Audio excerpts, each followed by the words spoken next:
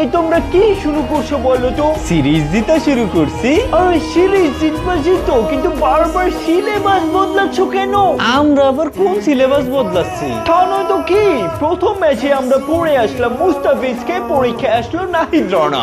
দ্বিতীয় ম্যাচে আমরা পড়ে আসলাম নাহিদ রানাকে, পরীক্ষায় আসলো মুস্তাফিজ আর তাসকিন। তৃতীয় ম্যাচে আমরা নাহিদ রানা, মুস্তাফিজ, তাসকিন সবাইকে পড়ে আসলাম, কিন্তু পরীক্ষায় আসলো শরীফুল।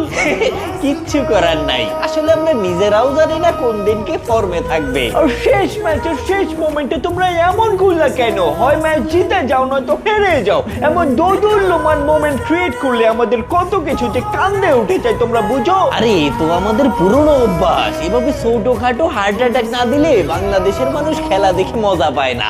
এমন করলে কিন্তু ভারতের মতো আমরাও আর তোমাদের দেশে খেলতেই আসবো না। আহা, প্রথমে ভারত ভয় পেল, এখন আবার অস্ট্রেলিয়া।